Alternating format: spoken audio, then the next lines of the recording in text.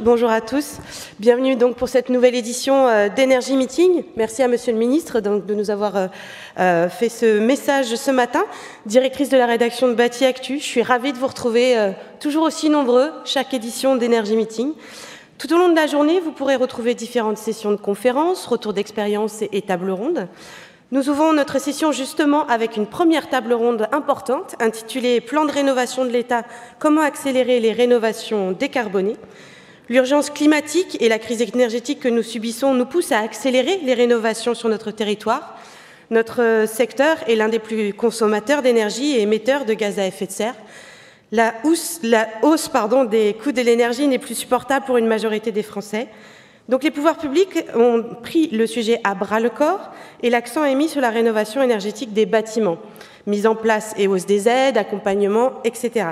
Mais il nous faut penser aussi à l'avenir et penser la rénovation non plus simplement en termes énergétiques, mais aussi bas carbone. Comment concilier tous ces impératifs? Où en sommes-nous? Comment accélérer? Pour évoquer des pistes de réponse, merci d'accueillir Madame Valérie Mancret-Taylor, je vous en prie. Bonjour Madame, directrice générale de l'ANA. Vous pouvez applaudir. Monsieur Baptiste Périssin-Faber, directeur général délégué à l'ADEME. Bienvenue à vous. Monsieur Franck Boutet, fondateur et président de l'agence Franck Boutet Consultant et Grand Prix de l'urbanisme 2022. Et Madame Valérie Flicoteau, bonjour Madame, vice-présidente du Conseil national de l'Ordre des architectes. Bonjour à tous et merci d'être avec nous ce matin.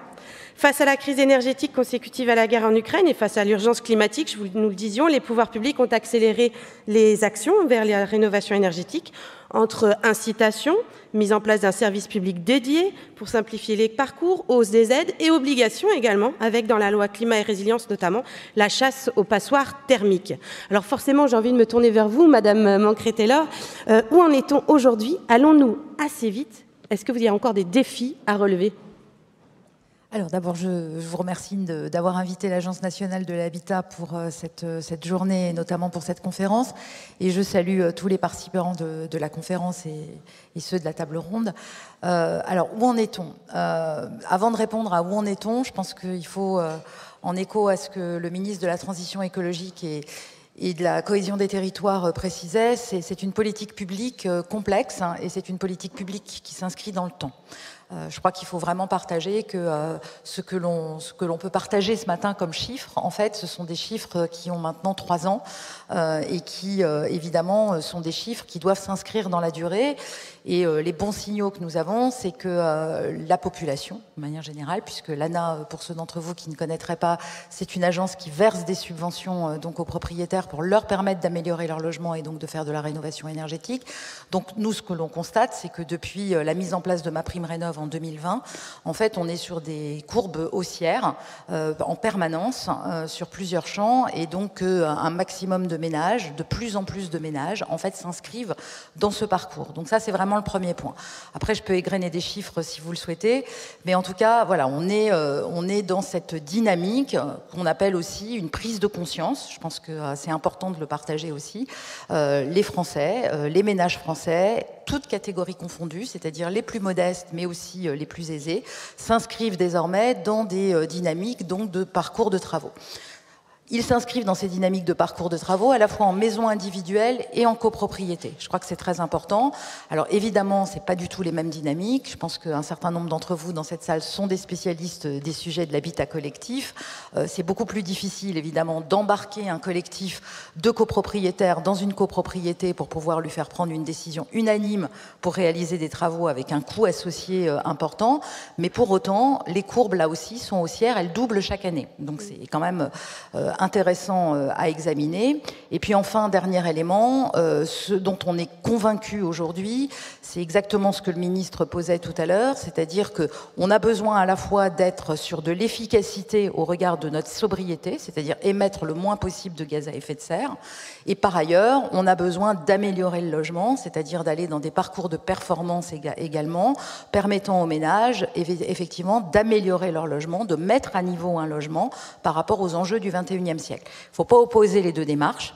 On dit parfois c'est un parcours par étapes, ou c'est un parcours de rénovation globale d'une seule fois, d'une seule. Il ne faut pas opposer les deux parcours, il faut vraiment se mettre à la place de l'usager, à la place du ménage, et bien comprendre qu'un ménage a besoin de faire un choix à un moment donné qui est dicté évidemment par diverses composantes. Et c'est pour ça que le service public France Rénov, qui a été mis en place il y a 1 an, est vraiment le lieu de relais pour ces ménages et qu'il prend de plus en plus d'ampleur. Pour citer un chiffre quand même en ce début de matinée, plus de 6 millions de ménages en fait ont été en contact avec ce service public l'année dernière.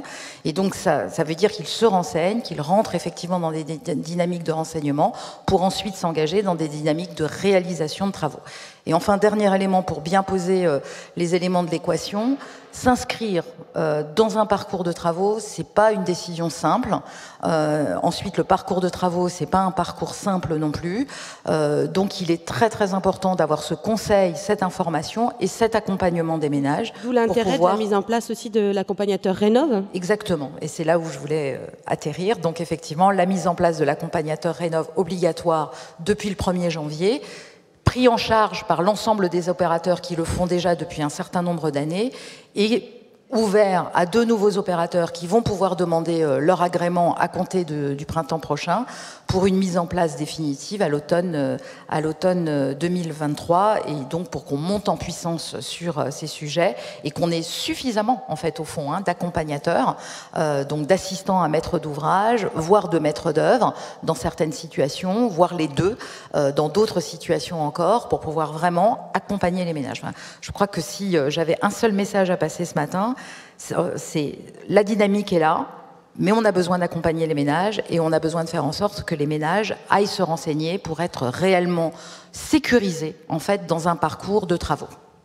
Merci beaucoup. Alors c'est vrai quand même qu'il y en a un défi qui est très important, c'est que forcément plus des particuliers s'engagent dans le parcours de travaux, plus aussi il faut en face des professionnels qui viennent faire ces travaux et vous le disiez, qui les accompagnent également.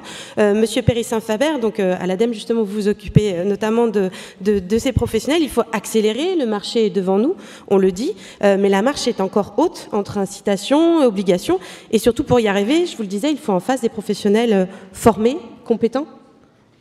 Oui, merci. Bonjour à toutes et à tous. Effectivement, la marche est haute et je crois que Valérie Mancret-Taylor a déjà bien décrit la taille de la marche. Quand on regarde les chiffres bruts, on sait qu'il faut aller vers 700 000 rénovations performantes par an et on en est à 40 000 aujourd'hui. Donc, il faut voir comment on compte. Donc, la marche est haute, effectivement. Donc, il y a un besoin d'un changement d'échelle. Mais je pense qu'on a quand même quelques bonnes nouvelles et il faut les rappeler. Aujourd'hui, je pense que la politique publique de la rénovation, elle est sur les rails. Il y a un signal très clair sur le point final, un parc BBC en 2050. On a un service public de la rénovation qui est en place avec France Rénov', dont a parlé Valérie à l'instant. On a aussi une réglementation qui est beaucoup plus mordante, sur les passoires énergétiques notamment, donc progressivement ces passoires vont sortir du parc locatif. On a aussi des outils pour mieux piloter cette trajectoire avec des systèmes d'information plus robustes. À l'ADEME, donc nous hébergeons la base de données sur les diagnostics de performance énergétique, la base de données Opérate sur le tertiaire. Le ministre a rappelé l'importance aussi de bien prendre en compte le tertiaire, qu'il soit public ou privé, et puis la base de données sur les audits énergétiques. Donc voilà, là ça va être un système d'information qui va nous permettre, nous à l'ADEME, d'être un peu la vigie de la trajectoire vers le BBC du parc du bâtiment. Donc ça c'est du côté des bonnes nouvelles. Donc la politique publique, je pense, est sur les rails pour faire ce passage à l'échelle, mais ce qui n'empêche pas qu'il y a encore beaucoup de défis. Notamment, j'en citerai que 3. D'abord les copropriétés. Je crois que ça a déjà été mentionné par Valérie. Et pour rester poli, je dirais qu'une assemblée de copropriétaires, vous avez sans doute déjà participé. Je pense qu'il y a peu de lieux plus conservateurs qu'une assemblée de copropriétaires. Donc là, il y a un vrai enjeu de créer une dynamique de changement. Voilà, une dynamique de changement. Et là, je crois qu'on n'a pas encore craqué le sujet. Et donc nous, on a quelques idées à l'ADEME, notamment faire peser de nouvelles obligations sur les nouveaux acquéreurs, ceux qui rentrent dans ces copropriétés, puisque c'est eux qui sont dans une dynamique de travaux potentiellement pour embellir leur logement, mais aussi donc pour faire ces travaux de rénovation. C'est eux aussi qui, dans une assemblée de copropriétaires, peuvent avoir de nouveaux intérêts à déclencher donc des travaux qui vont avoir un impact aussi sur la valeur de leurs biens. Donc ça, c'est un gros enjeu, les copros. Il y a un enjeu aussi de confiance des ménages dans les travaux, et ça, le service d'accompagnement France Rénov va être clé pour justement dans l'accompagnement des ménages, leur dire que faire, avec quel professionnel. Donc ça, c'est l'enjeu de la confiance. On rappelle en plus qu'il faut que chaque professionnel soit garanti, RGE, etc. Donc c'est ça aussi, il faut arriver à ce que ces signes de qualité soient encore mieux mis en avant et mieux gérés. Exactement, et ça c'est en lien avec mon dernier défi qui est sur la montée en compétences des professionnels. On voit aujourd'hui, et c'est une richesse, les artisans sont très dispersés sur le territoire, et on en trouve partout, et en même temps, ça peut être une faiblesse, puisqu'aujourd'hui, la rénovation va passer par beaucoup plus, je dirais, d'ingénierie amont. C'est un sujet extrêmement complexe, très technique, alors qui à la fois peut créer beaucoup d'attractivité pour ce métier, mais qui aujourd'hui, avec la structure sur le terrain des professionnels, ne peut pas encore passer à l'échelle. Donc là, il y a un gros travail d'accompagnement, de montée en compétences des professionnels. On y travaille à l'ADEME avec un projet européen là, qui s'appelle Build Up Skills. Mais donc là, il y a un gros enjeu, et je pense que ça peut être très puissant aussi pour l'attractivité de ce métier. C'est quand même puisqu'on a quand même un enjeu de recrutement aussi. Et de recrutement, donc anticiper les compétences dont on va avoir besoin. C'est un chantier qui va s'étaler sur au moins 30 ans. Donc c'est important qu'on planifie cette montée en compétences des professionnels.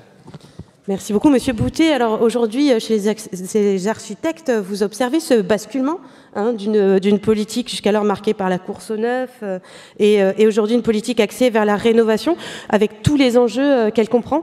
Tous ces défis-là, comment vous les prenez, comment vous les absorbez? Bonjour à toutes et tous. Il y a trop de sujets pour aussi peu de temps, mais bon, alors... Oui, enfin, je pense qu'on commence à s'intéresser à l'existant. Valérie, ça fait un bout de temps quand même, et Lana aussi, mais ça restait sur, on va dire, un segment un peu marginal. En termes de masse, quoi, on va dire, plutôt. Alors, prise de conscience, plan de rénovation, oui. Il faut y aller, oui. On tarde. Moi, j'aime bien rappeler des petits chiffres qui font un peu la mise en abîme. On s'intéresse aux enjeux environnementaux, aux enjeux énergétiques dans le bâtiment et dans l'aménagement, en gros, depuis le début des années 2000. De 2000 à 2017, en fait, on a quasiment travaillé que sur le neuf, à essayer d'économiser de l'énergie sur le neuf, là où il n'y a pas d'énergie, finalement. L'énergie est dans le stock et dans l'existant. Les petits chiffres, c'est, en gros, le renouvellement du parc, c'est à peu près 1% par an du stock existant. Donc on peut se dire, ok, 1%, c'est à la fois peu et beaucoup.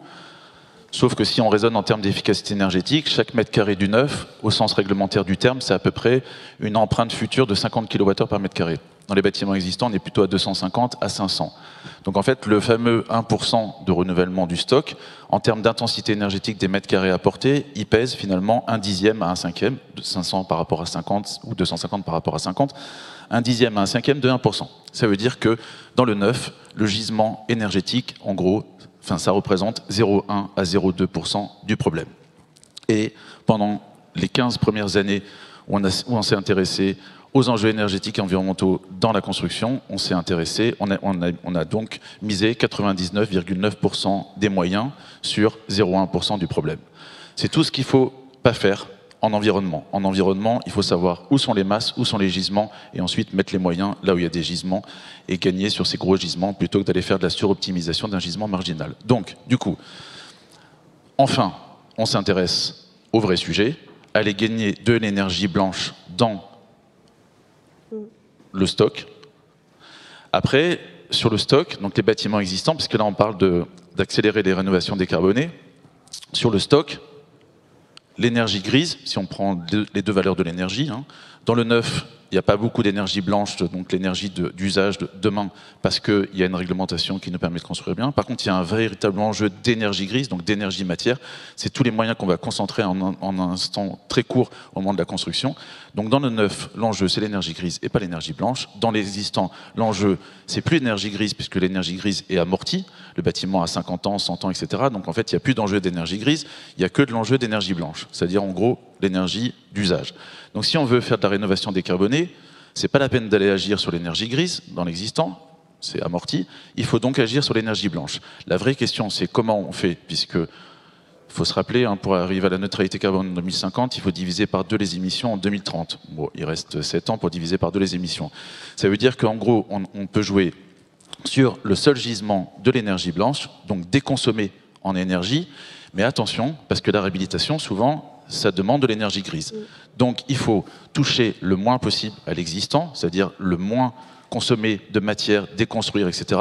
Or, toutes les réhabilitations majeures qu'on voit aujourd'hui, en gros, on fout tout en l'air quand même pour refaire. Ça veut dire qu'on fait du neuf, donc on remet de l'énergie grise avec un gain en énergie blanche qui sera peut-être pas le bon. Si je résume, en gros, il faut trouver le bon programme au bon endroit, quoi. C'est finalement pas essayer d'adapter... Le bon programme, et en tout cas faire au maximum avec l'existant. C'est un changement radical de culture, c'est-à-dire qu'on a tendance à poser sur le neuf, sur l'existant, pardon, le même regard que celui du neuf, en se disant on va faire pareil que le neuf, avec les mêmes réflexes, les mêmes normes, les mêmes présupposés scientifiques, en essayant d'être moins méchant ou moins dur que sur le neuf. En fait, c'est un changement radical. Quand on s'intéresse à un existant, il faut comprendre qui il est, ce qu'il a à dire, quelles sont ses forces, quelles sont ses faiblesses, et ensuite construire plutôt une stratégie d'intervention qui permet de répondre aux faiblesses tout en préservant et en valorisant les forces. Et un dernier point quand même aussi, à la fois donc déconsommer, décarboner, il y a un autre enjeu qui a été légèrement évoqué par Valérie, qui est que au-delà du gisement environnemental, c'est une nécessité, au moins à 2 points de vue, si on veut parler de la question de l'adaptation. La première chose, c'est que si on parle de l'adaptation au climat d'aujourd'hui, aujourd'hui, il y a 1 logement sur 5 qui est considéré comme trop difficile ou trop coûteux à chauffer. Donc ça veut dire qu'on a 20% des logements qui sont considérés inadaptés, finalement, déjà aux conditions actuelles. Si on se projette en 2050, en gros, 80% des bâtiments de 2050 existent déjà aujourd'hui. Ça commence à se dire, mais la deuxième partie de l'assertion, c'est combien de ces bâtiments qui existeront en 2050 sont-ils adaptés aux conditions de 2050 ? La réponse est quasi 0. Donc il y a un véritable enjeu en fait, d'adaptation du parc existant et du neuf aussi d'ailleurs, parce que le neuf, ce qu'on construit aujourd'hui n'est même pas adapté aux conditions de 2050 malheureusement. Donc il faut vraiment se mettre dans cette trajectoire de je ne construis pas juste pour ma livraison, je construis pour les 50 ou les 100 ans à venir, et les conditions au moins climatiques changeront, donc il faut construire dans un climat déjà supposé avoir changé. Oui, d'ailleurs, on va y revenir tout à l'heure. Madame Flicoteaux, je pense que vous pouvez être que d'accord avec Monsieur Boutet. Quand on avait préparé cette table ronde, justement, vous m'aviez notamment interpellé sur le fait qu'il ne fallait pas ne pas oublier que accélération ne doit pas rimer avec ne pas faire attention à ce que l'on fait. Il faut faire attention. Oui, tout à fait. Alors, ça a été un petit peu dit. En fait, je suis ravie des 2 interventions que j'ai entendues tout à l'heure de Valérie Mancret-Taylor et de Monsieur Péry Saint-Chabert. On voit bien que intervenir sur un bâtiment en rénovation, et c'est ce que dit Franck aujourd'hui, c'est complexe, on fait pas la même chose que dans le neuf, et du coup il faut faire attention aussi à ne pas dégrader le parc existant au nom d'une rénovation qui serait peut-être mal faite et mal anticipée. Du coup, nous on appelle à ce qu'il y ait plus d'encadrement, vous l'avez dit Monsieur Péry-Saint-Chabert, plus d'énergie d'énergie grise, de matière grise en fait, moins d'énergie grise mais plus de matière grise, plus d'intervention de maîtrise d'œuvre en amont des projets pour mieux les préparer. L'accompagnateur Rénov' est un premier pas dans ce sens, mais on pense que ce ne sera pas suffisant. Valérie Mancret-Taylor disait tout à l'heure qu'il faut peut-être un accompagnateur Rénov' qui aille jusqu'à l'assistance à maîtrise d'ouvrage, voire la maîtrise d'œuvre. Du coup, on aimerait aussi que les aides de l'État puissent s'élargir à des études, justement pour mieux accompagner et pour garantir que les rénovations qui seront faites seront adaptées et répondront aux enjeux de demain. Voilà. Il y a aussi un vrai défi de simplification pour accéder aux aides de l'État. Ça, je pense que l'ensemble de tout le monde est ravi de voir et de confirmer ce que disait Valérie Mancret-Taylor, que l'État consacre de l'argent et que les dispositifs sont installés, sont connus et commencent à augmenter et à rendre faire en sorte que ça marche, quoi. Voilà, remplissent leurs objectifs et qui montent en puissance. En même temps, aujourd'hui, l'ensemble des professionnels, que ce soit les architectes ou les entreprises, appellent à une simplification de l'accès aux aides pour les ménages parce que les parcours sont encore compliqués et je pense qu'il y a une marge de progression importante à faire dans ce sens-là. C'est des propositions qui ont été faites dans la stratégie française énergie-climat et dans le Conseil national de la refondation consacré au logement. Je pense aussi qu'il y a un vrai défi économique. Le ministre a parlé de trouver de nouvelles façons de financer ces rénovations. Il y a aussi un enjeu, la filière appelle à ce qu'il y ait une augmentation des aides, parce que si les chiffres abyssales passaient de 40 à 60 000 rénovations actuellement à 700 000, c'est une marge qui est énorme à franchir et je pense que l'État peut l'accompagner peut-être un peu mieux, sachant que ces travaux sont plutôt des travaux d'investissement que des travaux de dépenses. Investir aujourd'hui dans la décarbonation du parc, c'est aussi investir sur l'avenir. Et donc, il y a peut-être une nouvelle façon de regarder ce type de travaux et peut-être aussi une nouvelle façon de mobiliser l'écosystème financier pour... Oui, parce qu'il y a quand même en plus un reste à charge. Donc à la fin, voilà, si on veut vraiment accompagner jusqu'au bout, puis les travaux les plus importants, finalement, sont aussi les plus chers. Alors, il y a aussi cette question-là. Nous, on appelle un petit peu à rationaliser les travaux, à les inscrire toujours dans un parcours, essayer de supprimer un geste ponctuel isolé, mais toujours inscrire les travaux dans un parcours par étapes. Et on aimerait aussi qu'à l'intérieur de ce parcours par étapes, les travaux qui soient les premiers soient les travaux d'enveloppe, les plus compliqués, les plus lourds financièrement, mais en même temps les plus efficaces. Donc, à quoi ça sert de changer une chaudière si on n'a pas fait l'isolation et de la toiture et des murs? C'est toujours des arbitrages qui sont compliqués, puisque l'isolation de la toiture et des murs sont les travaux les plus chers. Donc, là aussi, en termes d'ingénierie financière et d'ingénierie de l'accompagnement, comment organiser les travaux pour qu'ils soient le plus attractifs possible? Dernier point. Et ça répond à ce que disait Franck Boutet et un petit peu ce que disait Valérie Mancret-Taylor. Si on ne s'intéresse pas aujourd'hui au confort d'été, on passe à côté du sujet. Et donc, s'intéresser au confort d'hiver parce que il y a 20 millions de passoires thermiques aujourd'hui, il y a des gens qui sont mal logés avec les hausses de prix de l'énergie, qui ne peuvent pas se chauffer. C'est essentiel de faire ça, mais à cette occasion, il faut aussi réfléchir au confort d'été et prendre en charge des travaux qui sont attachés au confort d'été. Madame Mancret-Taylor, peut-être quelques mots justement de réponse par rapport à ces demandes. Enfin, alors on parlait de hausse, donc cette demande de hausse des aides encore, cet accompagnement encore plus concret sur le terrain, ce parcours.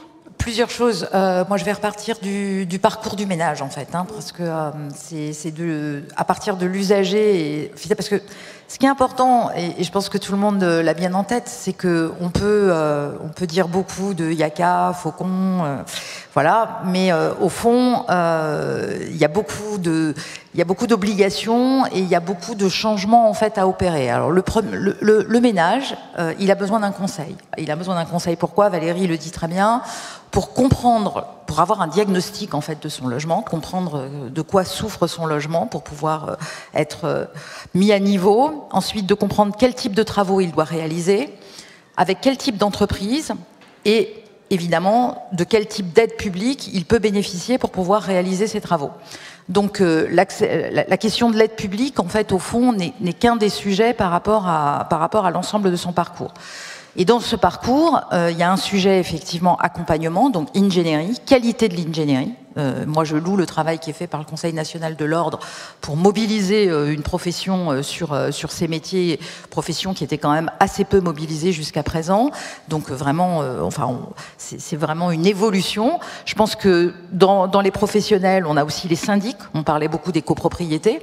Les syndics font un travail indispensable auprès des copropriétés, mais leur métier est en train de changer fondamentalement. Donc là aussi, on a une évolution en fait de ces métiers qui est à prendre en compte et de la formation.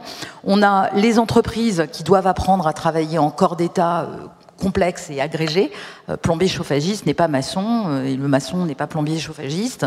J'enfonce une porte ouverte, mais c'est important de le dire. Et il faut effectivement qu'ils puissent être guidés à un moment donné par un conseil extérieur, par une prestation d'ingénierie qui permette éventuellement d'assurer cette coordination.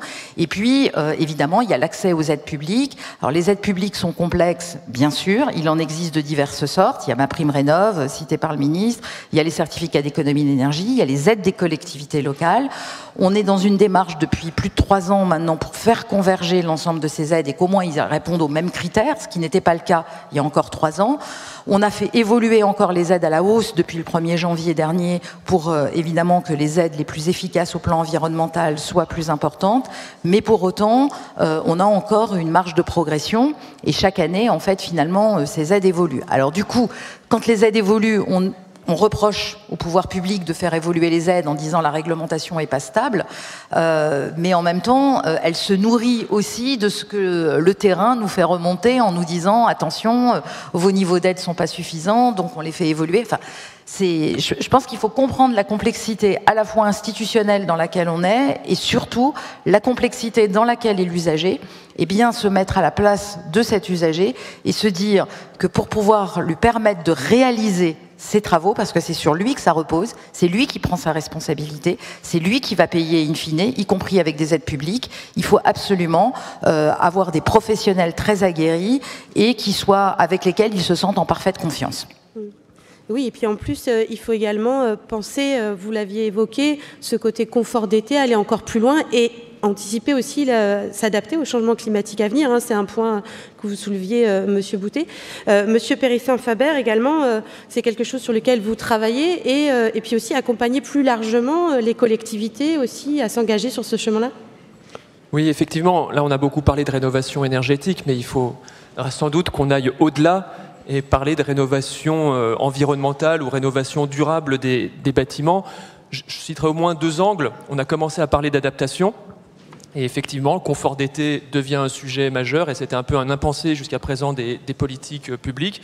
Et il faut absolument qu'on évite que tout le monde mette une clim sur son logement, en gros. Et donc l'adaptation doit se penser aussi au-delà du bâtiment, donc à l'échelle de quartier, à l'échelle de la ville. Donc là, il y a un gros enjeu d'urbanisme pour aller travailler les îlots de chaleur urbains, en apportant de la nature dans la ville, en rapportant de l'eau aussi dans la ville, en mêlant solutions vertes et solutions grises. Il y a aussi des travaux architecturaux à faire sur la couleur des murs pour gérer l'albédo, etc. Donc là, il y a un gros enjeu d'aller vers l'adaptation, puisque comme Franck Boutet l'a dit, on va vivre avec ces bâtiments. En 2050, 80% des bâtiments qui sont là seront encore là et ils sont largement inadaptés. Et puis deuxième volet, on n'en a pas encore parlé, c'est le sujet de la sobriété. Où il faut qu'on il faut qu'on intègre cet enjeu de sobriété dans la rénovation et dans la construction de nos bâtiments. À la fois sobriété foncière, parce qu'on sait qu'on va devoir refaire la ville sur la ville pour limiter notre consommation de foncier. Sur le réemploi, Franck Boutet a commencé à en parler, il faut qu'on arrive à stopper ce gaspillage. Les matériaux qui sont là doivent être la banque de matériaux des bâtiments de demain. Et puis ensuite, il y a un enjeu de sobriété plus, je dirais, plus fondamental et qui questionne un peu nos imaginaires. Ça, c'est un travail qu'on a commencé à faire à l'ADEME. La sobriété, fondamentalement, c'est de se poser la question de nos besoins. Et aujourd'hui, c'est très ancré dans les imaginaires. Plus on réussit sa vie, la prospérité, c'est d'avoir un logement de plus en plus grand. Et on voit dans les chiffres depuis l'après-guerre, en fait, alors c'est un peu difficile à comprendre quand on habite à Paris, mais en réalité, la taille des logements augmente continuellement par habitant depuis la Seconde Guerre mondiale. Et donc il faut qu'on travaille sur ces imaginaires pour que la ville dense, durable, soit aussi désirable. Merci beaucoup. Alors, j'aimerais en mot de conclusion un peu pour chacun. Le temps file, malheureusement, on n'a pas beaucoup de temps et vous êtes nombreux. Une rénovation la plus globale ou adaptée possible, une mobilisation de tous, vous l'avez tous souligné. Est-ce qu'on pourra un jour parler véritablement de rénovation environnementale ou durable, comme on parle aujourd'hui de construction neuve durable? Est-ce que vous êtes confiant? J'aimerais que chacun me dise un mot, peut-être pour traduire votre état d'esprit. Commençons par vous, Franck. Un mot. Allez, 2. Non mais ça existe déjà quand même. Après, juste un petit point, parce qu'on a tendance à dire, là on parle de chiffres qui font un peu peur. On entend dire, si on ne fait pas des rénovations complètes, globales, radicales, etc., c'est pas la peine de les faire. Moi je suis totalement opposé à cette idée-là. Il vaut mieux gagner 10% de 99% que de gagner 50% de 1%. Donc il faut y aller, donc c'est ce que disait aussi Valérie. Par contre, il faut évidemment construire un parcours long terme et y aller par étapes. Mais cette idée de... En commençant par les bons... Cette idée de si vous ne faites pas tout, c'est pas la peine de faire, c'est complètement idiot. Ouais. Très bien, Valérie. Non mais... du coup, effectivement, construire cette vision sur le long terme, y compris pour les particuliers, je pense que Valérie Mancret-Taylor a raison, c'est quelque chose qui est complexe, c'est des travaux qui sont complexes. Comprendre ce qui se passe à l'intérieur des bâtiments et pourquoi il faut intervenir comme ça, c'est beaucoup de complexité, donc il y a besoin d'accompagnement des ménages pour les amener à se saisir de cette complexité, encore plus des copropriétés, parce que il y a une complexité supplémentaire à faire ça. Moi, je ne peux que inciter l'ensemble de la filière à continuer à monter en compétence là-dessus. En tout cas, ce que je peux dire, c'est que les architectes se sont bien saisis du sujet, sont conscients de cette question-là. Aujourd'hui, plus de 70% des architectes déclarent que leur activité est tournée sur la rénovation. Plus de 70% des architectes se forment sur des questions de rénovation et de rénovation plus globale. Une dernière chose, on parlait de rénovations qui ne sont pas qu'énergétiques. Je pense aussi que la rénovation, c'est aussi l'enjeu de l'évolution des ménages. Ça peut être aussi l'enjeu de l'adaptation d'un logement au vieillissement. Je pense qu'on s'oriente aussi, la courbe des âges va nous amener à des problèmes aussi pour accueillir et que les personnes puissent rester le plus longtemps chez eux dans des conditions de confort et de sécurité qui sont importants. Tout le monde ne pourra pas aller en EHPAD et on a vu les dérives que ça amène. Et donc là aussi, les questions de rénovation du logement ne doivent pas ne regarder que l'énergie, ça doit regarder aussi l'usage. Et il y a un enjeu majeur aussi à décaler le regard vers quelque chose qui est plus global, mais là pour le coup au sens de l'usage et de l'intervention à l'intérieur du logement. Parce qu'en plus c'est peut-être là où aussi on parle beaucoup de problématiques de modèle économique. Souvent on voit aussi quand on fait une déconstruction, finalement ça peut être moins cher que de réhabiliter le bâtiment. Donc aller rechercher en termes d'usage et de programmation ce qui peut être fait peut être aussi un moyen de trouver un modèle économique. Je pense Franck, c'était aussi un point que vous aviez évoqué. Vous voulez réagir, bien sûr? Ouais, on observe aussi dans le parc des maisons individuelles que 60% des maisons individuelles sont sous-occupées, au sens où ils sont occupés par une personne seule vieillissante dont les enfants sont partis et dont le conjoint est décédé. Il y a peut-être là matière à résoudre des problématiques de zéro artificialisation nette et en même temps de crise du logement ou de difficulté d'accès à un logement en réhabilitant et en permettant peut-être l'accueil de quelqu'un d'autre dans un logement. Donc là aussi, il y a des nouveaux modèles économiques et il y a des ressources financières disponibles pour une rénovation qui est peut-être plus cohérente. Alors, un dernier mot vraiment pour vous peut-être. Est-ce que vous êtes confiant alors après tout ce que vous venez d'entendre ? Oui, un mot d'optimisme quand même. Je pense que le mot, c'est accélération. Si on a peut-être perdu un peu de temps les 15 dernières années sur le petit bout de la lorgnette, les 1% là, dont parlait Franck Boutet, je pense que là maintenant, et cet événement en témoigne, on a bien conscience que l'éléphant dans la pièce, c'est l'existant et c'est la rénovation, donc accélération. Accélération. Même confiance, l'activité de l'agence a été multipliée par 10 sur les 5 années qui viennent de s'écouler, donc c'est ce que je disais en introduction, il faut que ça se poursuive, c'est extrêmement important. Et après, moi j'en appelle, pour être totalement confiante, j'en appelle vraiment à la cohésion d'un écosystème. C'est-à-dire, je décrivais tout à l'heure le parcours de l'usager et je décrivais un certain nombre de professionnels qui interviennent dans ce parcours. Je pense que c'est la faute à personne, mais c'est notre responsabilité à tous que ça marche, que ça réussisse. Les pouvoirs publics prennent leurs responsabilités.